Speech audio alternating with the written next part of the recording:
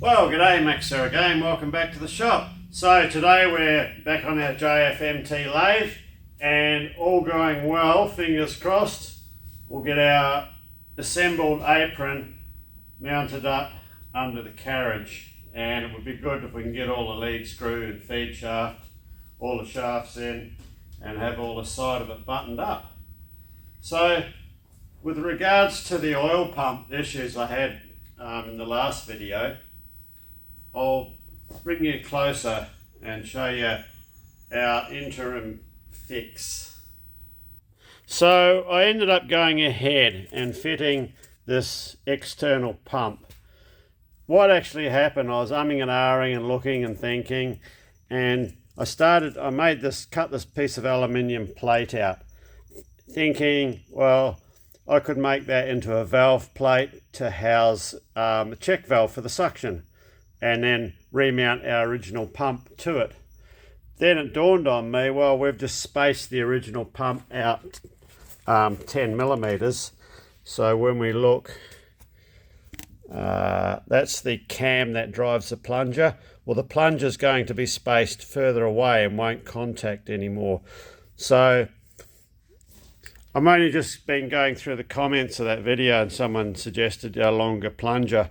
Well, if I do a longer plunger, it's going to be hanging out longer. So it's going to have a lot of, be susceptible to wearing out the pump body due to the nature of the cam going around onto the plunger. So if that was the case, I'd have to either machine up, make a complete new pump body. And we'll wander down, I'll show you the pump, what I mean. So what it means is the plunger in the pump body would be sticking out further than what it would be normally. So with the action of the cam pushing it in and out, it's going to make it this part of the housing very susceptible to wear. And once you get clearance in there, your pump will not work anymore. So what I would have to do is either look at making a complete new pump body or extending the nose of this one or something like that. So if I made a new pump body, I'd still incorporate the use of this plunger as well, or I don't know, work something out. So and I did mess around for ages with some very light springs this morning, biro springs, even they're a bit too heavy, and some balls just on the other end of the suction hole in the main casting. So that was a sort of, wasn't going anywhere. So that, well, we've got to get this thing happening. I need this machine up and running. So let's just put the temporary pump on for now. And this is something we may or may not, we probably will. I'd like to have this original setup back on it, because this pump being the oil is drawn from a separate reservoir as opposed to the standard pump, which draws from the Apron's reservoir. What that will mean is the oil that's drawn out for there and gets pumped back up, and it fills up that pocket, and that pocket there will eventually keep raising the oil level up in the apron. I'm going handheld and I've got all shit in the way, so I mean there's sight glass there. So it depends, like these aprons are not really oil tight, and you do have a bit of leakage with them, which is pretty normal for a lathe. They always leak. The amount of oil going from there into there will probably be more than what the thing leaks. So worst, what's going to happen is the level's just going to get higher and higher and higher. So it'll get to a certain point where it starts pissing out somewhere, and then I'll just drain a bit out and let it go at that. So that's how we're going to roll for the time being. So we're going to just get this shoved underneath, and I'll use a couple of guide studs. So drop guide studs down, and then we can lift it up in its location and work out, get these other lube lines mounted in where they're supposed to go. Well, once again, if I can just interrupt proceedings. I just want to touch on something briefly that may concern some of you or may not. It can affect you greatly. It's regarding insurance. Now, we had in Australia, there was a case a few months back, or a while ago now, and I think it was over on the east coast of Australia. And what the scenario was, there was a semi-rural or rural property, no, not indifferent than ours, and a lot of people do this in our area here, is out on their driveway, people sell, whether you got excess lemons or fruit or whatever, and they sell it at the driveway, and you know, handful of whatever they're selling, lemons, or for example, for a couple of dollars, you know, donation or whatever, in a tin. Now, the scenario was these people, their house caught fire and burnt down. Now, this is totally unrelated to selling half a dozen oranges at your at your letterbox, you know, or oranges. So, the insurance company refused to pay out because they considered that they were running a business from home. Okay? Now, you cannot, now this may or may not be written in the fine print on your insurance, but if you're running any type of business from your house, here in Australia, there's very few insurance companies that will actually cover your house. So, yeah, you could make $6 at your letterbox, house burns down, the insurance company will not pay out. So, yeah, there was a big stink about that case. I'm not sure the end result. Now, we've just gone through, because we heard about that, we've just gone through a similar scenario here. Now, my workshop here, I'm setting up to run as a business. So I have now all the council approvals in place, public liability, and all the carry on that you have to run a business over here. I'm registered. So what we had to do was change insurance companies on our house, because our house insurance then became null and void. Now, this is something insurance companies will never tell you. They'll just keep taking your money until something happens, and then they'll refuse to pay out. So if you're running anything resembling a business from home, it doesn't matter if you're making $10,000 a week or $2 a week doing jobs. Just be careful, check up on your insurance. So it's very easy to get caught out. So anyway, let's get this apron sorted out. So we're using our guide studs to guide the apron back up into its correct position, and we'll use the lift trolley here to push it up. So I've just been tweaking some of these lube lines underneath. There's just a mass of them, and one of them was just the stub broken off, up there, went nowhere, so I've added a pipe in to where I think it probably should dribble a bit of oil best. So that, when we first stripped this ages ago, there was an oil line, a copper line that got squashed between the top of the apron casting and the underside of the carriage. So that one there we've replaced, and that is that one there. It sits right up there, and that feeds the oil into this end pocket here. Likewise, there's another one I've just put in. This curls around and it dribbles oil into this, that far pocket there. Well, I got the camera here, that port there with that black O-ring just in the middle there, that is the direct supply from the oil pump.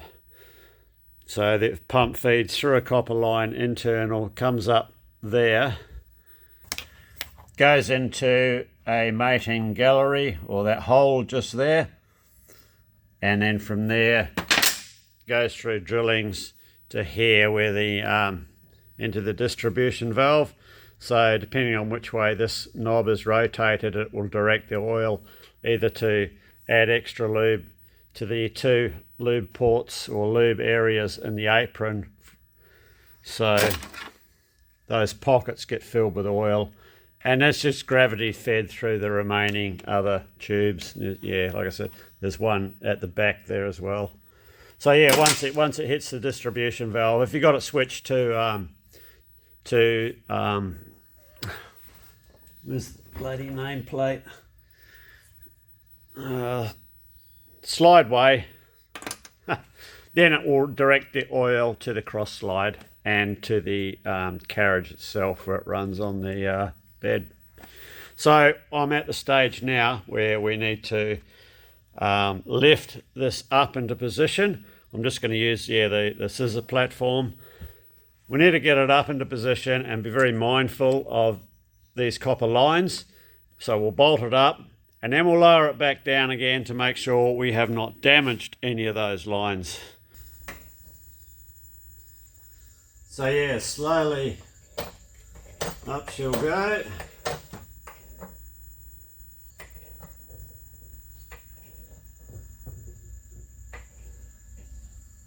Everything's clear so far.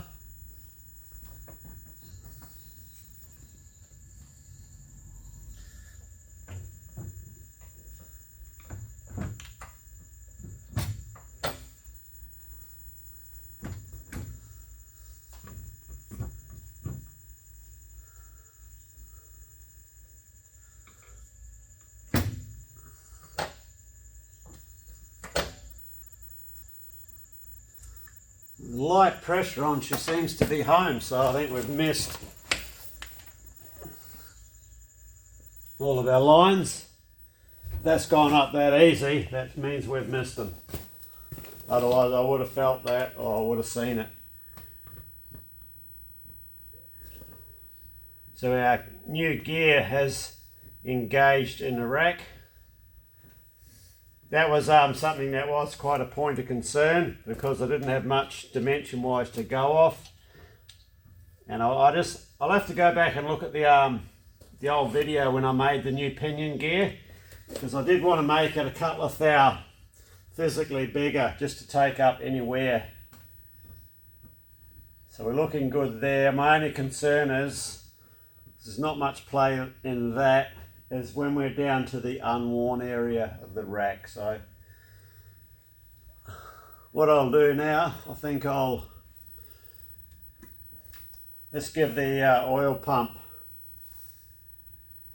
I'll get this valve back assembled up, and we'll give the oil pump a bit of a few shots, and then we'll come back, we'll lower this back down and just see what's going on with the oil.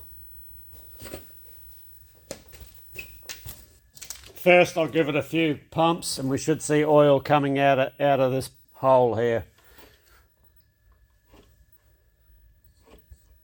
Which, yep, she's flying out. No worries, now I can assemble that valve.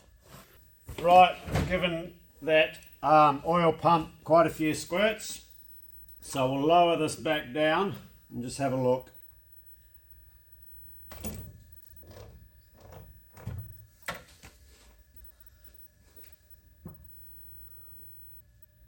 Okay, our end pocket here's oiled.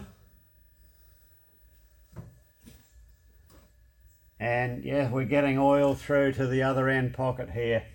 So the 2 pocket oilers are working.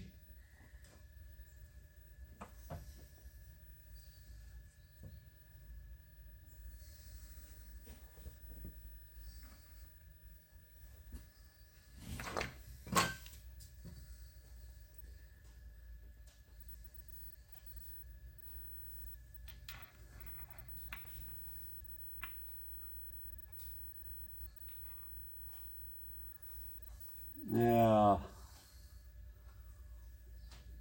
why am I getting oil?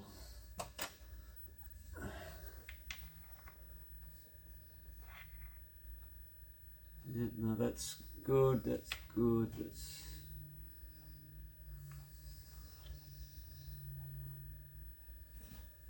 good.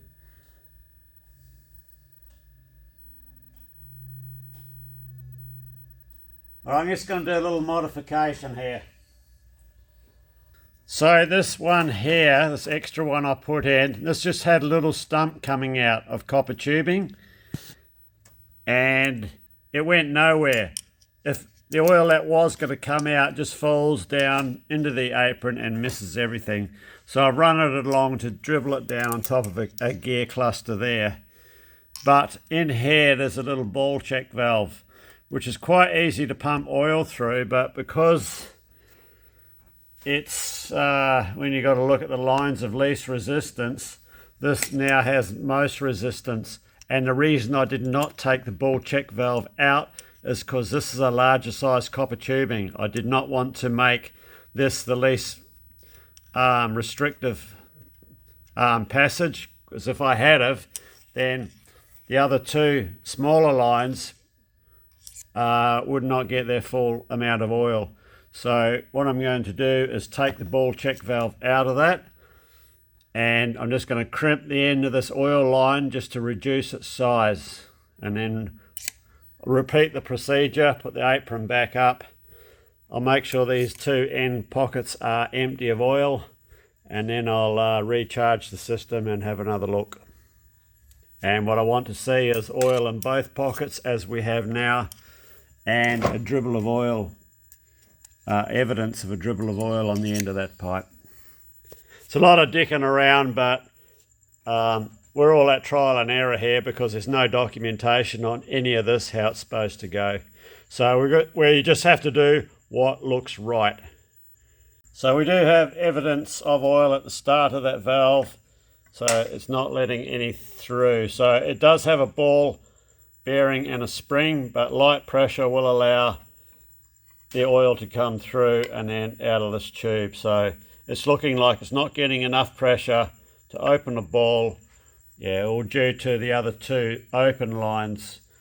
So I thought there may have been enough resistance in those lines, being smaller diameter copper tube, to allow some through, but not the case. So I'll take the ball bearing out, and I'll just very carefully crimp the opening here of the tube back to like 50%, and I think we'll get equal oil.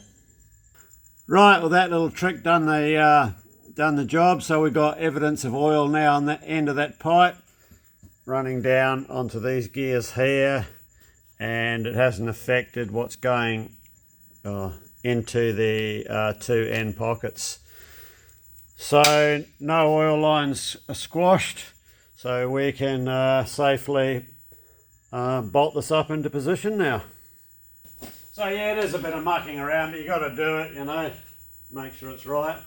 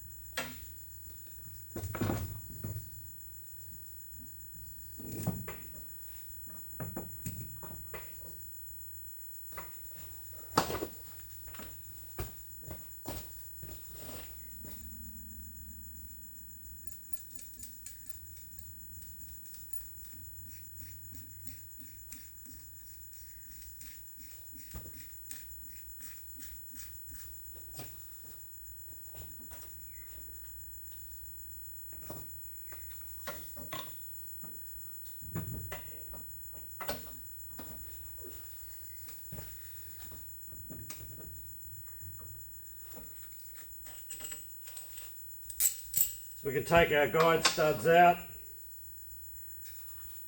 and get our cap screws in. Let's go and get an Allen key for these cap screws.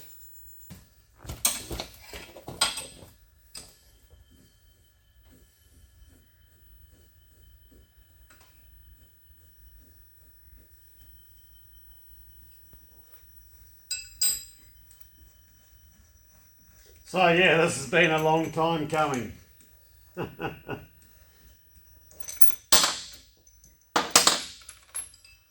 Well overdue, but well, we got to it as quick as we could, but yeah, we've had a fair bit going on in the interim. Using the guide studs to align the carriage up is a good way to do it. It's a method I use a lot in the other job back when I was doing a lot of transmission work and that sort of thing. Engines, you know, putting front and rear housings on big engines. Okay, so we can release our trolley.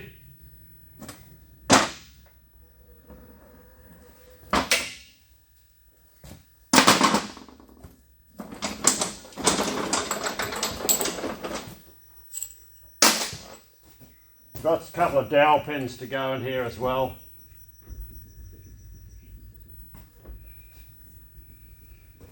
Oh, that's beautiful.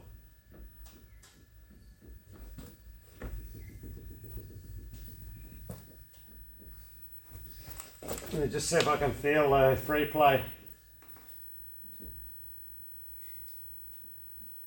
Okay, that is spot on.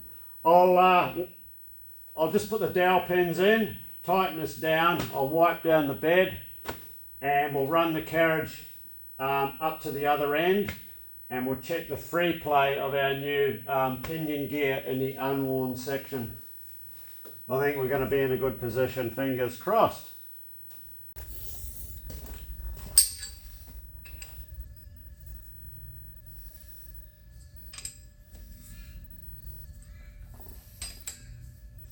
So I just very lightly nip these 4 cap screws, like just till they take up, and give our dowels a bit of a knock down.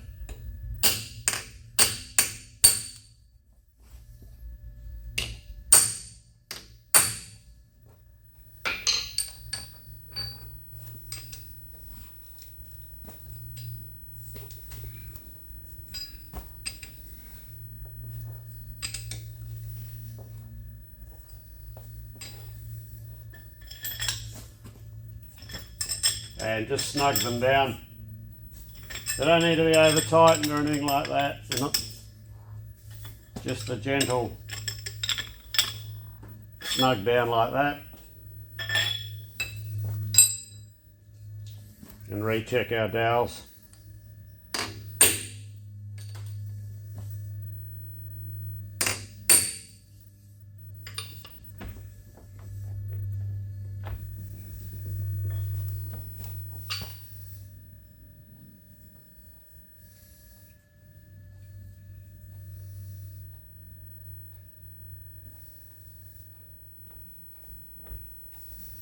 Right, we'll get this bed wiped down.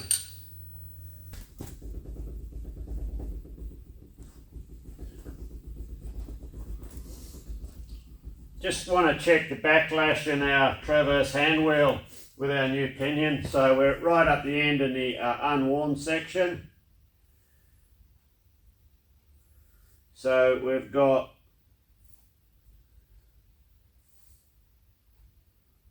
1.105 millimeters. Come down the other end. We'll go down to its most worn area.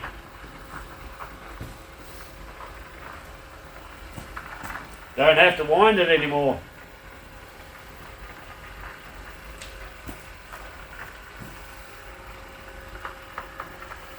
Somewhere around here.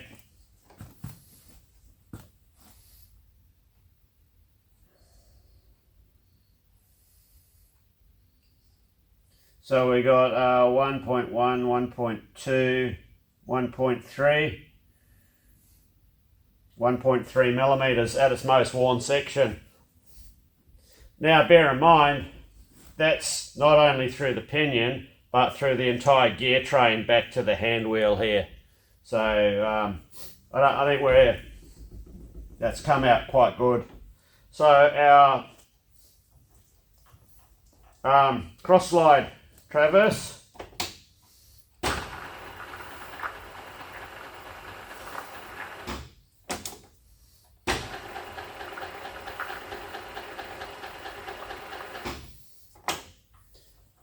So everything appears to be working well. Yeah, the auto traverse working well. Right, so I'll go and get the feed shaft and lead screw cleaned up. We'll get that reinstalled, and the foot brake assembly, get that back in. I'll do that off camera because, yeah, it's just throwing a couple of shafts in. It's a bit awkward, especially the lead screw, if you've ever put lead screws in before, trying to jigger it into the half nuts. Once I got them back in, I might put in a little clip of it, and then we'll get this thing fired up and run it through all its feeds and that. And there's a shot of our new pinion gear there. That's its backlash in the unworn area of the rack. And looking at it, it could have been a couple of millimeters longer, but I only made it the same as the old one, so it's exactly the same.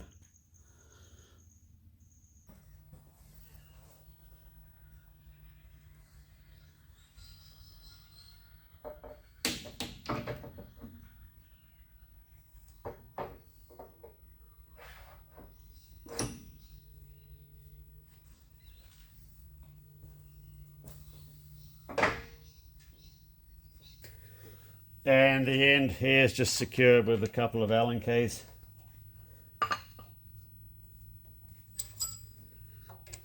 Or socket head cap screws. There's a dowel missing, but one of them's in there, so that's all right.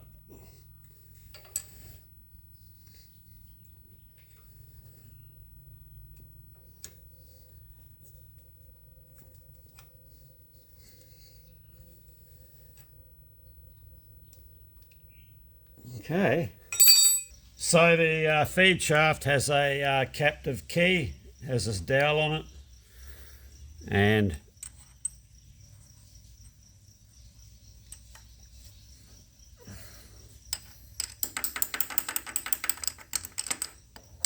goes into position there. Now we can slip the feed rod in. Just one thing I've picked up with this kick-out rod. So these are the individual kick-out locations. You've got 3 here and another couple down the other end, and they activate on this cam here. So as the carriage travels along, this pin pushes this that way, pushes that pin up and knocks out the feed. But they need to be a little bit taller for it to work properly, so I don't exactly know what's gone on there. So I do want to have that going, so that's something I'm going to have to address when we get the machine running. It's just a matter of, I think, just making some longer pins that go in there. They are somewhat adjustable, but there's just not quite enough length in them. So yeah, that kick out there activates that and disengages all of the feeds. Right, let's see if we can get our feed rod in.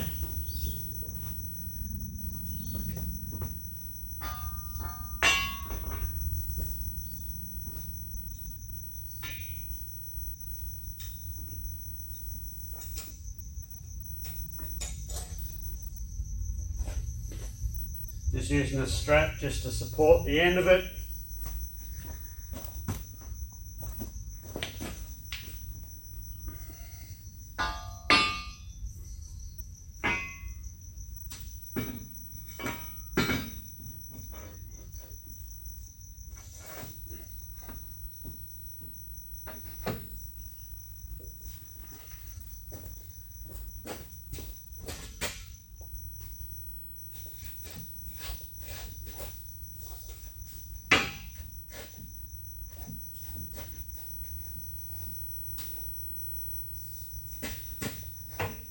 Okay.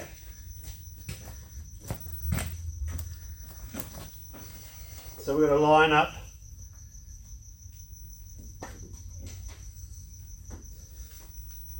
for the pin.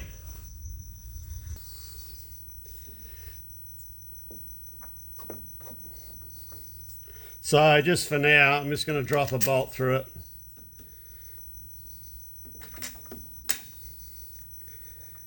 Just as a temporary measure. It's about a number 6 or number 5 tapered pin. In all honesty, I don't even know if it had what it had in it. Seems to be the only 2 parts I have mislaid, so make sure it still rotates. Yeah, we will get the proper pins. Okay, next up is the lead screw. Right, now the lead screw, this is the hardest one to get in. You got to jigger it through the half nuts.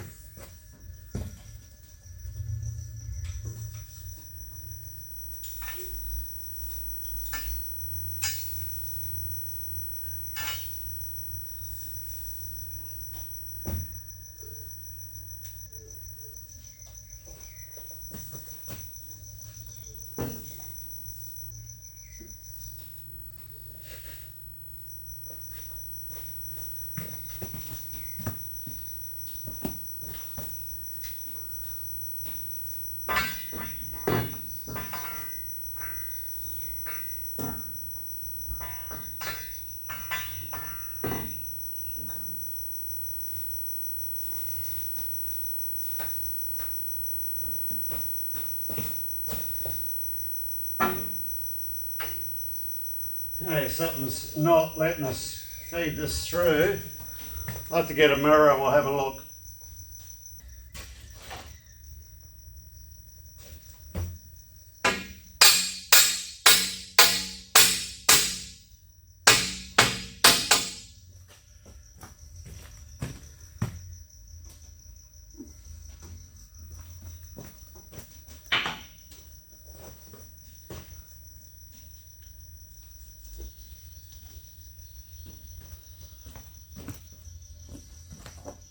Just getting the alignment right where it enters into the hole.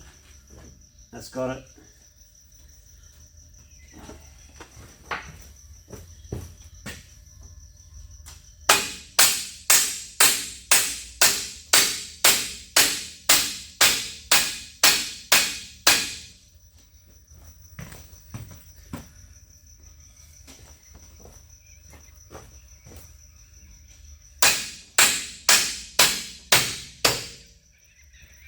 Sounds like it's home, and it is. Will it still turn? Oh, and it does. Well, what the story was there, if you recall that new bush that I machined for the rear of the carriage, that was a really tight fit going through there for the first probably 2 feet of unthreaded lead screw, and then it freed up. So yeah, that was just about one of those moments. It still could be. What we need to do now is wind the carriage back so I can have an inspection of that bush to make sure we haven't knocked it out. So if I put the bush in correctly, the bush will still be in situ. So let me get the end support back on and we'll have a look. If that bush is moved, we've got to pull the apron back off again, start from scratch. So, fingers crossed.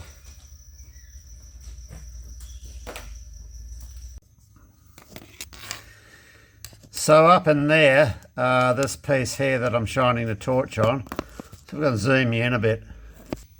Yeah, so we're looking up underneath the lathe, and this knob of casting there, you can just see the edge of the bronze bush there. So that's good. It hasn't moved. I don't think we can get a shot from the other side. And we're still flush on the bottom. It's hanging out up the top because, yeah, it goes a bit funky up there, and that's where we cut away. But, yeah, the bush hasn't moved. So it's in there quite tight. So, okay, we had a win there. And our lead screw still rotates nice and free. So feed shaft does too.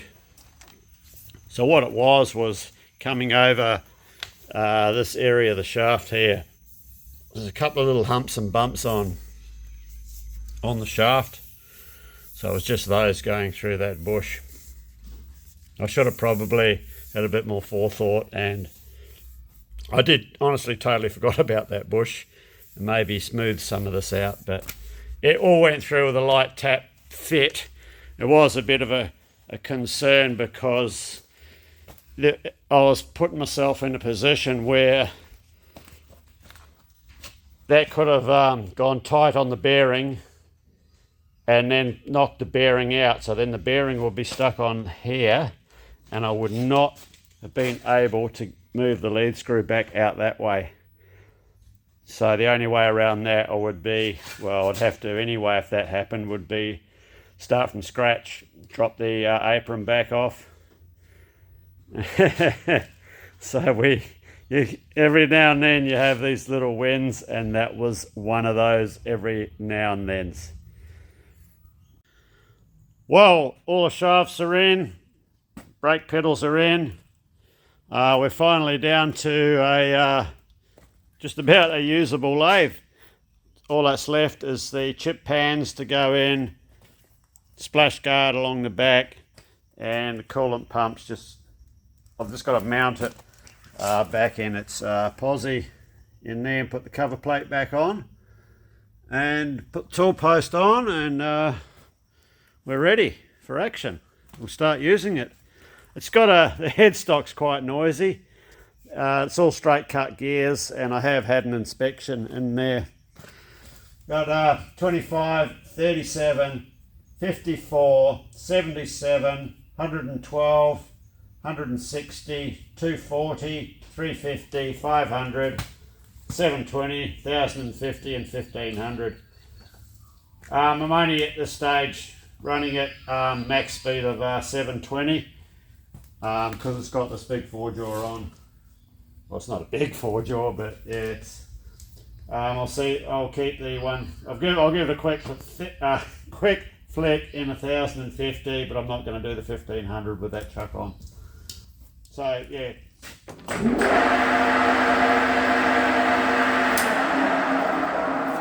Just flick through a couple of them. There's 25, so 77.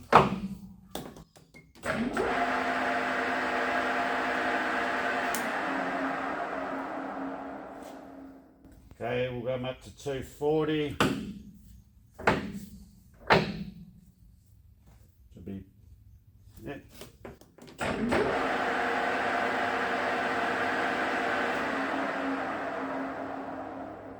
And 720.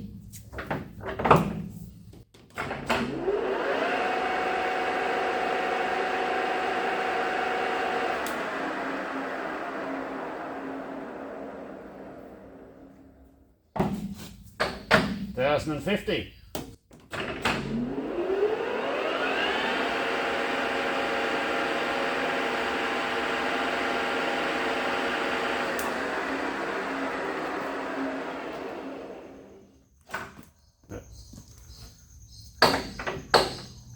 Go back to 720, and I'll stop it with the brake.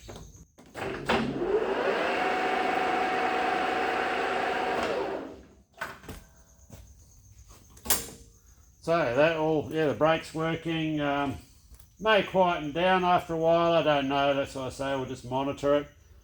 I put a clip in of when I was looking inside with the lid off. Well, as noisy as it is, I mean, it's all full of straight cut gears. I've had a really close look at what I can see in the bearings, and I can't see anything going on that shouldn't be going on. So let's just give it a quick flick.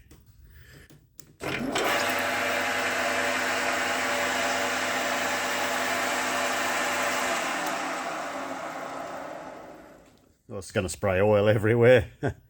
So yeah, that's at least it's getting good oil, and yeah, a close-up of what I can see of the bearings. I'm not really too concerned at this stage. I was thinking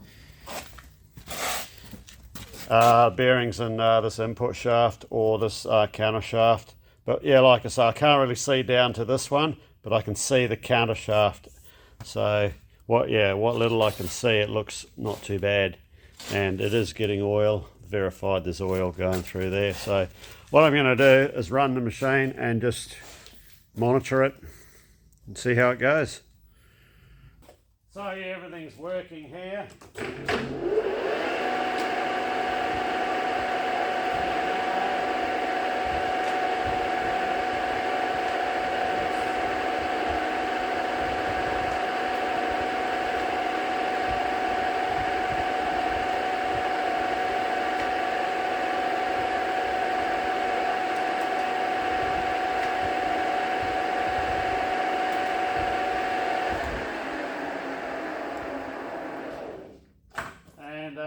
Put her in screw cutting.